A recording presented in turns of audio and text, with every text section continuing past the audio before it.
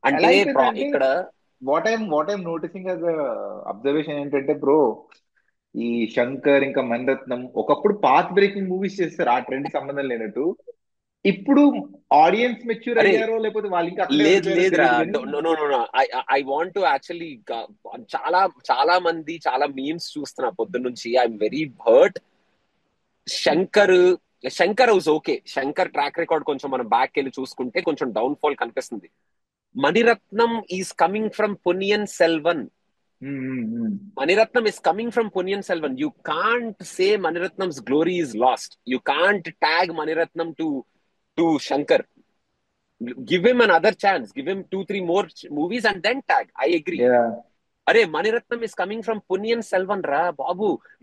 వాళ్ళందరికి అదే చెప్తున్నా నేను. అరే ఒక్క సినిమా ఫ్లాప్ అయితే మీరు last glory, Maniratnam last glory, Maniratnam ఇది మణిరత్నం అది అని మాట్లాడుకుంటారా?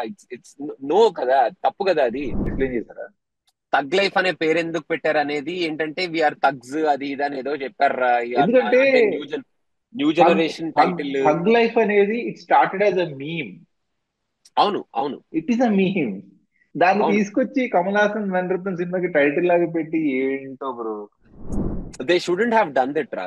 They shouldn't have done it. Kamal Haasan గారు, ఆ మణిరత్నం గారు, they shouldn't have done it. They should have just left. అంటే they shouldn't have collaborated. That's what I want to say. Like అనవసరంగా కొలాబరేట్ అయ్యి ఇప్పుడు ఏంటంటే నవ్వేడేస్ ఎలా ఉన్నారంటే జనాలు, they don't know who they are talking about. They yeah. Don't know what they are pointing out about. And they don't even know what they are talking about. So ఇప్పుడు ఒక bad cinema వచ్చేటప్పటికే Mani Ratnam gone, Mani Ratnam out, Mani Ratnam trash, Kamal Haasan ఇంతే, కమల్ హాసన్ మానేయాలి, Kamal Haasan lost his mind. ఇలా some people are talking like that.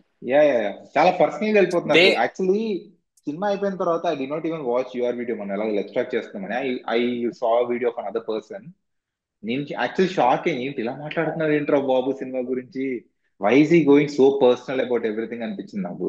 But that's how people are సినిమాని, talking today. Cinema గురించి మాట్లాడడం వేరు, ఈ సినిమా తీసిన వాళ్ళని మాట్లాడడం వేర్రా. యా. అరే మన వయస్సు అంత కూడా ఉండదురా.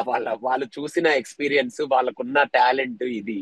వి డోంట్ హ్యావ్ ఎనీ, అంటే మనకి ఆ రైట్స్ లేవు. సినిమాని దొబ్బు, ఎస్. నువ్వు సినిమాని పిచ్చి పిచ్చిగా దొబ్బు. నువ్వు డబ్బులు పెట్టావు, నువ్వు సినిమాకి వెళ్ళావు, నీ టైం వేస్ట్ అయింది, నీకు ఎక్స్పీరియన్స్ దొరకలేదు, నీకు ఎవ్రీ రైట్ ఉంది నువ్వు సినిమాని ట్రాష్ చేయడానికి.